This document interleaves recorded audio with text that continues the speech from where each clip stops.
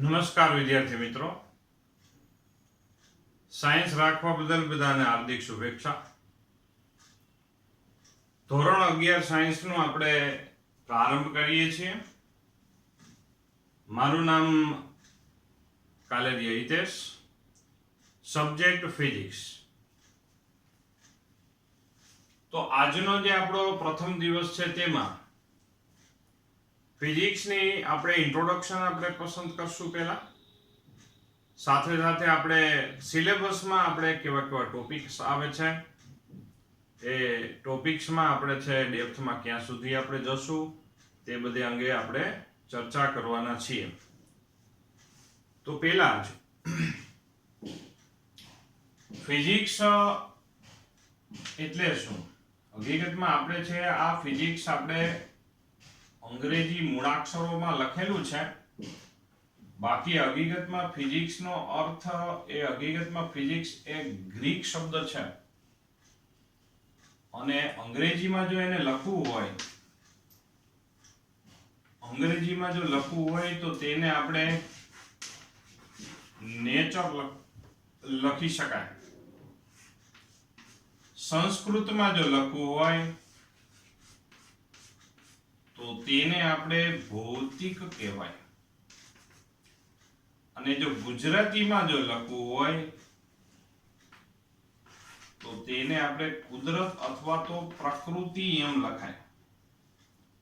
કુદરત અથવા તો પ્રકૃતિ. હવે જો વિસંગતતાઓ એવી છે કે આ જે ભૌતિક જે સંસ્કૃત શબ્દ છે એ આપણી ટેક્સ્ટ બુકમાં ફ્રન્ટ પેજ ઉપર જ ભૌતિક લખેલું હશે, ગુજરાતીમાં લખેલું હશે ભૌતિક. આપણને વિચાર આવે કે ભૌતિક ગુજરાતીમાં લખેલું છે એટલે ગુજરાતી શબ્દ છે, બાકી હકીકતમાં છે શબ્દ છે સંસ્કૃત શબ્દ છે. બરાબર? તો તેમાં અહીંયા છે જો ફરીથી ફિઝિક્સ એક ગ્રીક શબ્દ છે, આનું અંગ્રેજી થાય નેચર, સંસ્કૃતમાં વિચાર કરી શકાય ભૌતિક અને ગુજરાતીમાં કહેવાય કુદરત. પ્રશ્ન એ ઉઠશે કે ભાઈ કુદરત તો આપણે આ હકીકતમાં સમજો તો આપણે ટૂંકમાં કહેવું હોય તો આપણા વિષયનું નામ કુદરત છે.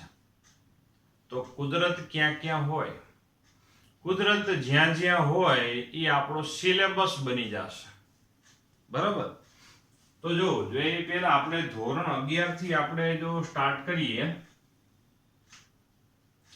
ધોરણ 11 અને 12 બંનેની આપણે વાત કરતા જઈએ તો તેમાં ધોરણ 11 માં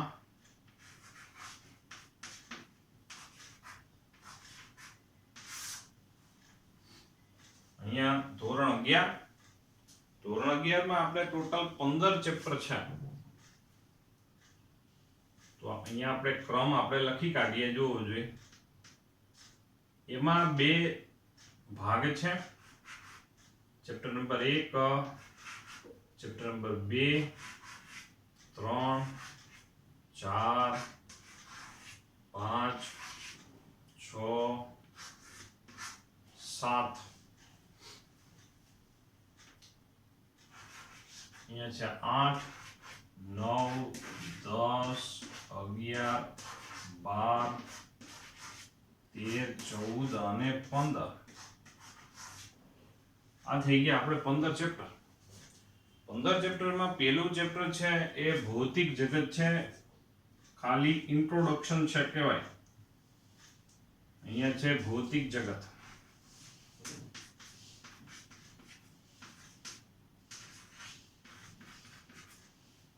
ઇન્ટ્રોડક્ટરી ચેપ્ટર છે. હવે આપણે જો વિચાર કરીએ કે આપણું છે ફિઝિક્સ એટલે કે નેચર એટલે કે કુદરત થયું. તો કુદરતનો વ્યાપ ક્યાં સુધીનો હોય તો જોવો જોઈએ આપણે છે એના માટે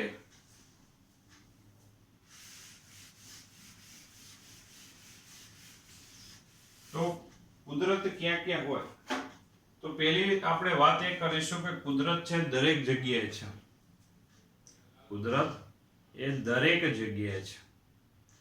દરેક જગ્યાએ છે એટલે સૂક્ષ્મમાં સૂક્ષ્મ બાબતથી ચાલુ કરી અને બ્રહ્માંડમાં દરેક જગ્યાએ કુદરત વ્યાપેલું છે. તો સૂક્ષ્મમાં સૂક્ષ્મ વસ્તુ કઈ?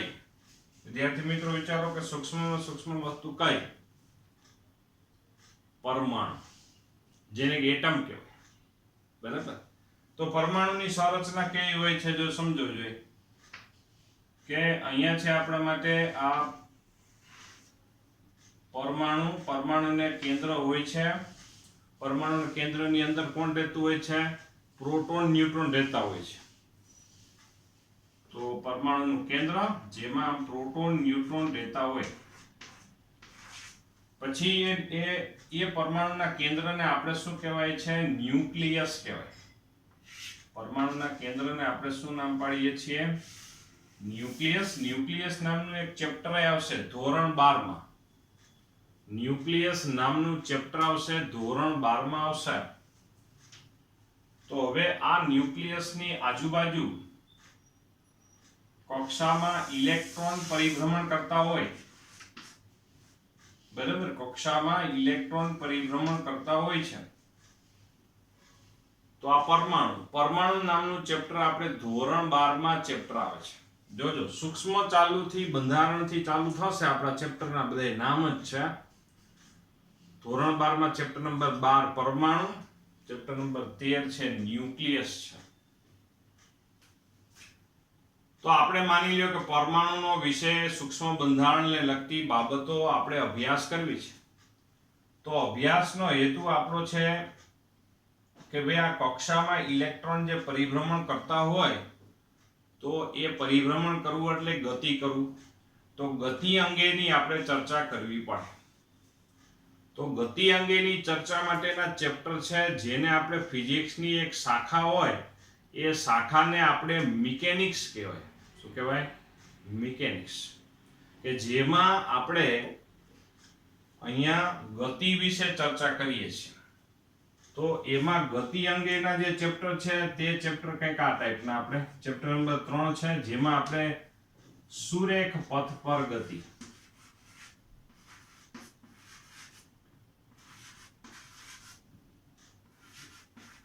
સુરેખ પથ પર ગતિ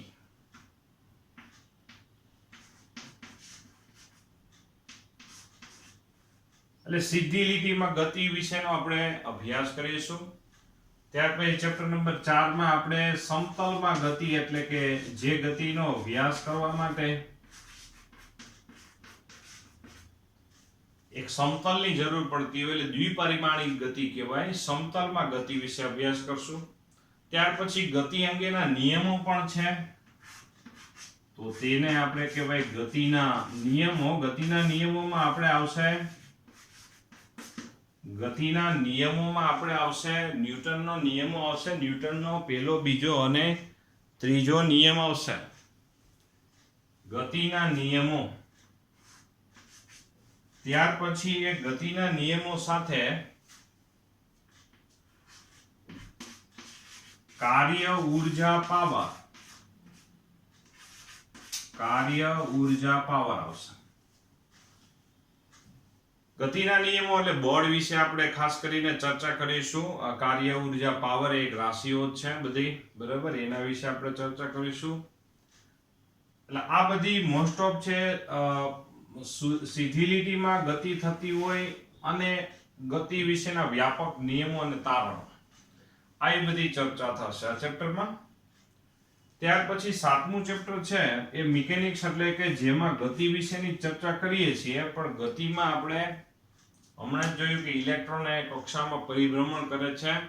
પરિભ્રમણ કરવી એટલે કોઈ સેન્ટરને અનુલક્ષીને ગતિ કરવી જેને આપણે ચાપ ગતિ કહેવાય. તો એના ઉપર આધારિત એક ચેપ્ટર છે કણોનું તંત્ર અને ચાક ગતિ.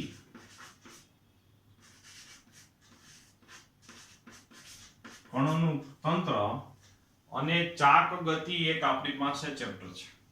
ચાક ગતિ એટલે એનો મતલબ કે અહીંયા રોટેશનલ મોશનની ટૂંકમાં કોઈ ફિક્સ સેન્ટરને અનુલક્ષીને પરિભ્રમણ ગતિ, ટૂંકમાં ગતિની જ વાત થઈ. ત્યાર પછી ગતિમાં એક આપણે આવશે દોલન ગતિ પણ આવે. દોલન ગતિ પણ આવશે. દોલનમાં પણ આપણે વાત કરી શકાય. દોલન એટલે વાઇબ્રેશન. જો આ બધી પહેલા શરૂઆતમાં સુરેખ પથ પર સીધી લીટીમાં ગતિ, પછી સમતલમાં એક સમતલ એટલે કે પ્લેનમાં આપણે ગતિની વાત થઈ, ચાક ગતિની વાત થશે, દોલન ગતિ એટલે કે ઓસિલેશનની આપણે વાત થશે, વાઇબ્રેશન, બરાબર. અને જ્યાં પણ દોલનો થતા હોય ત્યાં તરંગ પણ ડેવલપ થતું હોય એટલે કે ચેપ્ટરનું નામ આવશે તરંગ. દોરીનો એક છેડો પકડીને આપણે આમ એક છેડાને આમ દોલિત કરવામાં આવે તો દોરીમાં શું ઉદ્ભવે છે? તરંગ ઉદ્ભવે છે. તરંગ નામનું ચેપ્ટર આપણે આવશે, જોવો જોઈએ. તો આ બધા ચેપ્ટર થયા, ગતિ અંગેના ચેપ્ટર થયા. ત્યાર પછી આપણે ગુરુત્વાકર્ષણ આવશે, જોવો જોઈએ. ગ્રેવિટીની આપણે ચર્ચા કરીશું.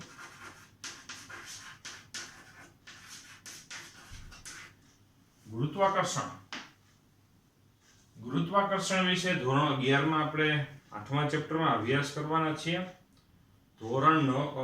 ચેપ્ટર નંબર 9 માં આપણે હવે આગળ વધીએ કે પરમાણુ. અહીંયા જો ફરીથી આપણે હમણાં વાત કરી કુદરત ક્યાં આપેલું છે, સૂક્ષ્મ બંધારણથી ચાલુ કરી અને બ્રહ્માંડ સુધી આપણે વિસ્તરેલું થયું. તો એમાં પરમાણુઓ જોડાય અને બને અણુ બને. પરમાણુઓ જોડાય અને અણુ બને. ટૂંકમાં બે કે બે કરતા વધારે પરમાણુઓ ભેગા થઈને બને છે અણુ. જ્યારે પણ અણુ બને ત્યારે હંમેશા પદાર્થ પોતાની અવસ્થા નક્કી કરી નાખે છે. તો એ અવસ્થા આપણી કાં તો ઘન હોય છે, પ્રવાહી હોય, અને કાં તો વાયુ હોય. ઘન, પ્રવાહી અને વાયુ. ઘન, પ્રવાહી અને વાયુ. તો આવી રીતે છે આપણા માટે ઘન, પ્રવાહી અને વાયુ. તો હવે ઘન પદાર્થો ઉપર આધારિત આપણી પાસે ચેપ્ટર છે. અહીંયા ચેપ્ટર નંબર 9 છે, જેને અંગ્રેજીમાં આપણે સોલિડ સ્ટેટ ફિઝિક્સ કહેવામાં આવશે. એના ઉપર આધારિત આપણું ચેપ્ટર ઘન પદાર્થના યાંત્રિક ગુણધર્મ. ઘન પદાર્થના યાંત્રિક ગુણધર્મ.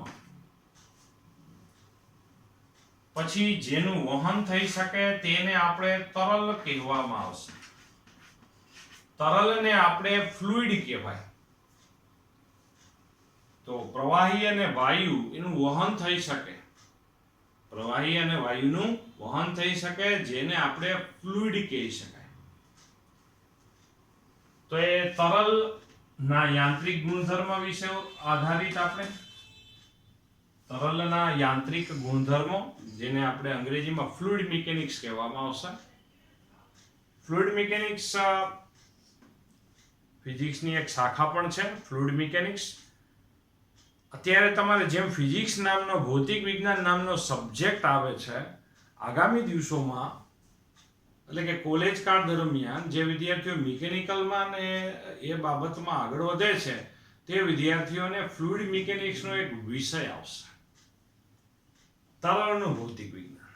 બહુ ઇન્ટરેસ્ટિંગ ચેપ્ટર છે. ઘન પદાર્થ એટલે સોલિડ સ્ટેટ ફિઝિક્સ છે, એવી જ રીતે સિવિલ અને મિકેનિકલ એન્જિનિયરિંગના આધારિત છે, એને પણ વિષયો આવશે સોલિડ સ્ટેટ પર આધારિત. ત્યાર પછી નંબર 11 ચેપ્ટર છે કોઈ પણ દ્રવ્ય હોય, ઘન, પ્રવાહી કે વાયુ, તે દ્રવ્યના ઉષ્મીય ગુણધર્મ પર આધારિત વાત છે. ઉષ્મીય ગુણધર્મ પર આધારિત ચેપ્ટર નંબર 11 છે. ચેપ્ટર નંબર 12 છે થર્મોડાયનેમિક્સ. સ્પેશિયલ વાયુ ઉપર આધારિત આપણે ચર્ચા કરીએ છીએ. વાયુ પર આધારિત એક ફિઝિક્સની શાખા થર્મોડાયનેમિક્સ, ઉષ્મા ગતિશાસ્ત્ર, જેને ગુજરાતીમાં કહેવાય થર્મોડાયનેમિક્સ.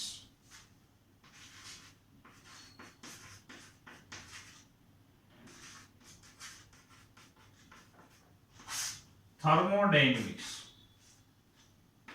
અને બીજું છેલ્લે આવશે વાયુનો ગતિવાદ. ટૂંકમાં ગતિવાદ ચેપ્ટર છે પણ અહીંયા વાયુના ગતિવાદ વિશે જ આપણે ચર્ચા કરીએ છીએ. ટૂંકમાં ઘન પદાર્થ ઉપર આધારિત ચેપ્ટર છે. પ્રવાહી વાયુ ઉપર આધારિત આપણે સ્પેસિફાઈ કરશું. થર્મોડાયનેમિક્સ એટલે કે વાયુ માટે ઉષ્મા પર આધારિત જ આપણે ચેપ્ટર આપણે વિચાર કરવાનો છે. ઉષ્મા પર આધારિત જ આપણે ચેપ્ટર વિચાર કરવાનો થાય છે. તો અહીંયા છે આપણા માટે 15 ચેપ્ટરમાં અહીંયા બીજું ચેપ્ટર છે એ આપણા માટે માપન અને એકમ પદ્ધતિ છે.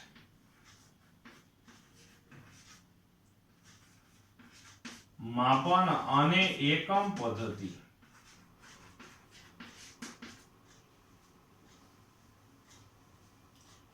અહીંયા ચેપ્ટરનું તમે નામ સાંભળ્યા એમાં ઘણા તમે એવું લાગ્યું કે આવા તો કંઈક નામ આપણે સાંભળેલા છે. તો હું તમને કહું કે એ નામ તમે ધોરણ 9 માં વિજ્ઞાન એટલે કે સાયન્સમાં તમે નામ સાંભળેલા છે. કાર્ય ઉર્જા પાવર છે, ગતિના નિયમો, ગતિ વિશે સુરેખ પથ પર અચળ પ્રવેગી ગતિના સમીકરણો, ગુરુત્વાકર્ષણ વિશેની ચર્ચાઓ, તરંગ વિશેની વાતો છે. આ બધી વાતો ધોરણ 9 માં આવતી છે. તો તમને એમ વિચાર આવે કે અહીંયા પણ આવશે, ઈ જ આવશે, પણ એનાથી આપણે આગળ ડેપ્થમાં વધારે અભ્યાસ કરતા હોઈએ છીએ. બરાબર? તો અહીંયા છે આપણે શરૂઆત આપણે એવી રીતે કરશું કે જાણે તમને છે આ ધોરણ 9 ની વસ્તુ ઘણા મેજોરિટી 80-90%, 95% વિદ્યાર્થીઓને અત્યારે ભૂલાઈ ગયેલી હોય છે અથવા તો યાદ નથી. કારણ કે આ બધું મિકેનિક્સ થયું. મેં પીળા કલરથી જે ચેપ્ટરો લખેલા એ ટોટલી મિકેનિક્સના ચેપ્ટરો હતા અને એ મિકેનિક્સનો આપણો બેઝ ફિઝિક્સની એક શાખા મિકેનિક્સ અને એનો બેઝ ધોરણ 9 માં છે. ધોરણ 9 નું ઘણું ભૂલાઈ ગયું હોય એટલે આપણે છે ધોરણ અભ્યાસ જ એવી રીતે કરીશું કે ધોરણ 9 અત્યારે માની લ્યો કે સાવ ભૂલાઈ ગયું હોય તો પણ વાંધો નહીં આવે અને એવી રીતે આપણે અભ્યાસ કરીશું. તો અત્યારે છે ધોરણ 11 માં અભ્યાસ શેનો કરવાનો છે? ફિઝિક્સની એક શાખા મિકેનિક્સનો, ગ્રેવિટી એટલે ગુરુત્વાકર્ષણ, solid state physics, fluid mechanics અને થર્મોડાયનેમિક્સ ને લગતી ચર્ચાઓ. 11, 12, 13 એ બધા થર્મોડાયનેમિક્સ ને રિલેટેડ બધા ચેપ્ટર જેમાં વાયુ પર આધારિત આપણે મોસ્ટ ઓફ ઉષ્માને લગતીઓ આપણે ચર્ચાઓ કરીશું. મેજોરિટી એવી ચર્ચા. તો અહીંયા છે ફિઝિક્સના 2 પાર્ટ થયા, મિકેનિક્સ અને બીજું બધું આ વેરાયટી થોડુંક, જેમ કે solid state, fluid mechanics, thermodynamics, gravity, આવી રીતે વાત થઈ. ધોરણ 12 ના સિલેબસ વિશે જો થોડીક આપણે ઝાંખી મેળવી લઈએ તો પણ આપણે વિચાર કરી શકાય. ભૌતિક જગત એ માત્ર ઇન્ટ્રોડક્ટરી ચેપ્ટર છે કે ભાઈ ફિઝિક્સમાં શું શું આવે, એટલે આમ જોવો તો ફિઝિક્સની પબ્લિસિટી કહેવાય એમ કે આવું આવે.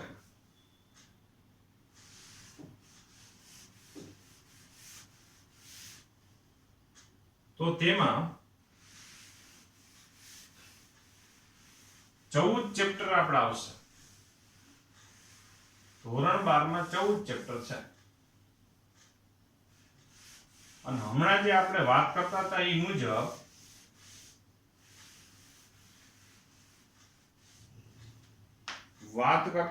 મુજબ ધોરણ 12 માં હમણાં જ આપણે વાત હતી પરમાણુ નામનું ચેપ્ટર છે આપણે.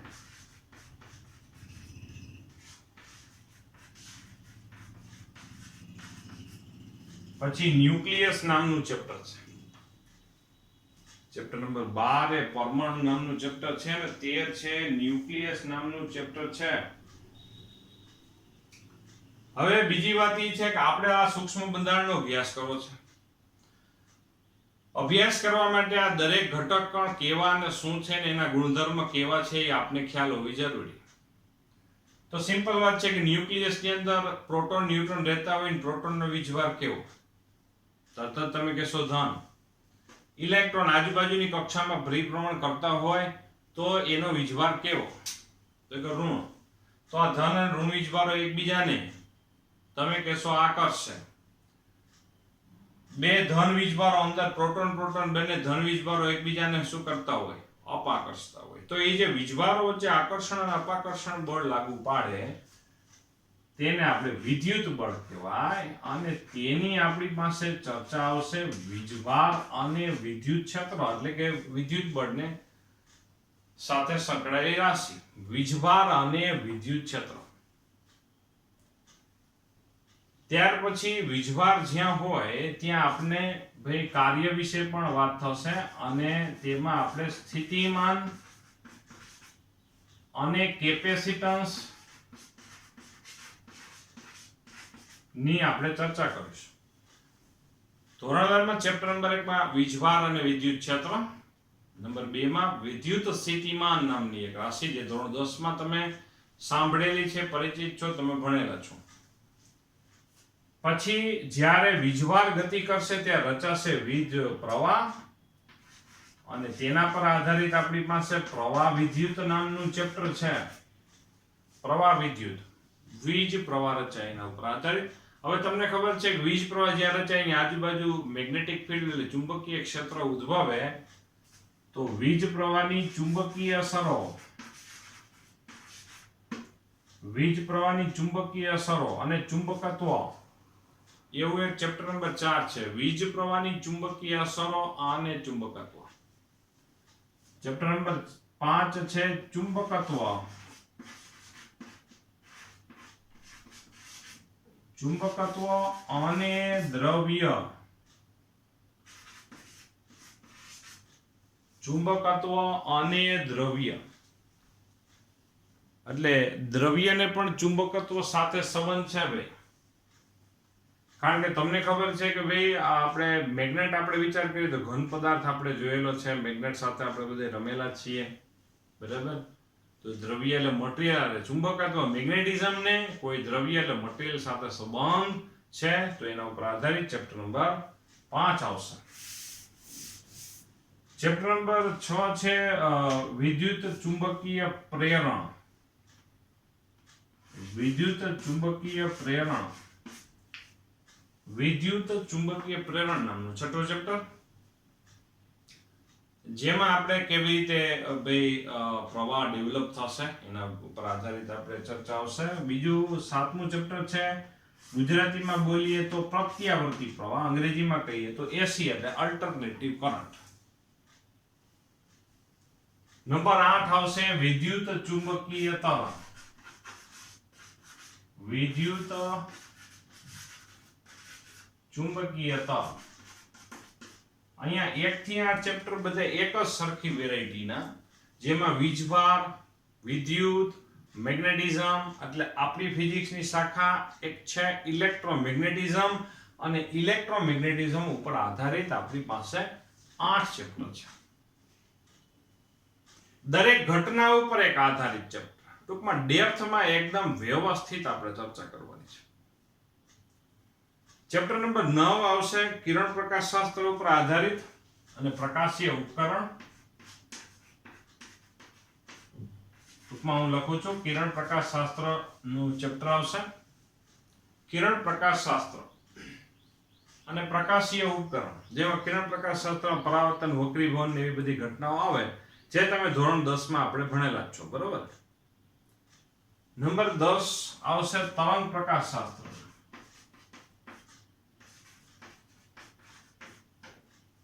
નંબર 11 છે પ્રકાશનું દ્વૈત સ્વરૂપની વાત આવશે.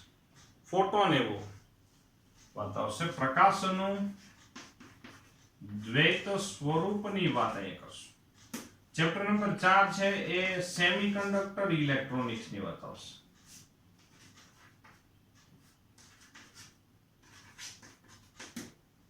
સેમિકન્ડક્ટર ઇલેક્ટ્રોનિક્સ એટલે ઇલેક્ટ્રોનિક્સ નામની શાખા. ફિઝિક્સની શાખાઓ જો અહીં કેટલી આપણે ધોરણ 11-12 સાયન્સમાં આપણે અભ્યાસ કરવાના છે. એક તો જો ઇલેક્ટ્રોનિક્સ અને ન્યુક્લિયર ફિઝિક્સ છે, ઇલેક્ટ્રોમેગ્નેટિઝમ ધોરણ 11 માં મિકેનિક્સ અને થર્મોડાયનેમિક્સ. આટલી મૂળ આપણી ફિઝિક્સની શાખાઓ છે એને આપણે ટચ કરવાના છીએ. ફિઝિક્સની એક બીજી પણ શાખા છે એસ્ટ્રોફિઝિક્સ, સ્પેસ ફિઝિક્સ, જેના વિશે ધોરણ 11 અને 12માં આપણે અભ્યાસ આવતો નથી અને એકેય પ્રકરણ અહીંયા કોર્સમાં સિલેબસમાં નથી. નહીતર એ પણ અભ્યાસ આપણા ફિઝિક્સના જ પાર્ટ છે. ટૂંકમાં આપણે છે આજુબાજુ જે ઘટતી ઘટનાઓ છે એના ઉપર આધારિત આપણે ફોકસ કરવાના છીએ. તો આજની ચર્ચા થઈ આપણે ધોરણ 11 અને 12 નો આપણો સિલેબસ શું છે અને એના ઉપર આધારિત. પોતાના આ સિલેબસ ઉપર આધારિત પરીક્ષાઓ કેટલી લેવાતી હોય છે અને કેવી રીતે લેવાતી હોય અત્યારે ટૂંકમાં કહી દઉં. કાલે આપણે આગળ ચર્ચા આપણે ચેપ્ટર નંબર 3 ધોરણ 11 નું ચેપ્ટર નંબર 3 સ્ટાર્ટ કરશું. એટલે મિકેનિક્સ નું જો તો પહેલું ચેપ્ટર કહેવાય. મેં તમને કીધું એમાં ત્રીજું, ચોથું, પાંચમું, છઠ્ઠું, સાતમું ધોરણ 11 ના જે ચેપ્ટરો હતા એ સળંગ મિકેનિક્સ ના ચેપ્ટર હતા અને મિકેનિક્સ નું જે પ્રથમ ચેપ્ટર થાય એ આપણું ચેપ્ટર નંબર 3 થશે. ત્યાં મિકેનિક્સ નામના ટોપિક થી આપણે ચર્ચા આપણે ચાલુ કરવાના છીએ એટલે ચેપ્ટર નંબર 3 થી શરૂ કરવાના છીએ. તેની સાથે સાથે આપણે આગળ માર્ગદર્શન પણ આપતા જશું કે નીટની પરીક્ષાઓમાં શું હોય, બોર્ડની પરીક્ષાઓમાં શું હોય, પરીક્ષાઓ કેટલી આપવાની હોય છે, પ્રેક્ટિકલની પરીક્ષાઓ આપવાની હોય, બોર્ડની પરીક્ષા આપવાની હોય, ગુજકેટની પરીક્ષાઓ હોય, નીટની પરીક્ષા હોય ને જેડબલઈ હોય. એમાં ગ્રુપ વાઇઝ અલગ અલગ હોય જે આપણે આગળની દિવસોમાં ચર્ચા કરીશું. મૂંઝાતા નહીં, આટલી બધી પરીક્ષાઓમાં બે પરીક્ષા જેમ કે બી ગ્રુપ રાખેલું હોય તો મોસ્ટ ઓફ એને બોર્ડની પરીક્ષા આવે, પ્રેક્ટિકલની પરીક્ષા આવે. બોર્ડ અને પ્રેક્ટિકલની પરીક્ષા દરેક માટે કમ્પલસરી હોય, બરાબર. બોર્ડ અને પ્રેક્ટિકલ, બરાબર, દરેક માટે કમ્પલસરી હોય અને એમાં પાસ થવું જરૂરી છે, બરાબર. પછી નીટની પરીક્ષાઓ, ગુજકેટની પરીક્ષાઓ અને જેડબલઈની પરીક્ષાઓ જે આપણી ઈચ્છા મુજબ આપણે આપી શકાય ગ્રુપ પ્રમાણે, બરાબર. જેમ કે બી ગ્રુપ વાળા વિદ્યાર્થીઓ હોય તો માત્ર નીટને જ પ્રેફરન્સ આપતા હોય, એ ગ્રુપ વાળા હોય તો ગુજકેટ અને જેડબલઈ ને આપતા હોય. આવી રીતે છે. કારણ કે એડમિશન કમિટીઓ છે અલગ અલગ છે અને અલગ અલગ એડમિશન કમિટીઓ છે કેવી રીતે એડમિશન આપતી હોય છે તેના વિશે પણ આપણે આગળ દિવસોમાં જેમ જેમ ભણતા જશું સાથે સાથે થોડું 11-12 સાયન્સનું આપણે માર્ગદર્શન આપતા જશું. સાયન્સ એટલું બધું ઘણા એમ કહેતા હોય કે એટલું બધું અઘરું હોય છે, પણ એવું બધું કંઈ એટલું બધું અઘરું છે નહીં. સામાન્ય રીતે મહેનતુ વિદ્યાર્થીઓ હંમેશા સફળ રહે છે, બરાબર. કારણ કે ધોરણ 10 માંથી આવતા વિદ્યાર્થીઓનો પહેલો હંમેશા પ્રશ્ન હોય છે કે હું સાયન્સમાં ચાલુ કે ન ચાલુ. મેઇન વસ્તુ એ છે કે જે વિદ્યાર્થીઓ મહેનતુ છે, મહેનત કરે છે એને કોઈ દિવસ સાયન્સમાં વાંધો નહીં જ આવે. તો અહીંયા સુધી આપણી ચર્ચા રાખીએ. આગળ આપણે લેક્ચરમાં ધોરણ 11 નું ચેપ્ટર નંબર 3 આપણે સ્ટાર્ટ કરીશું.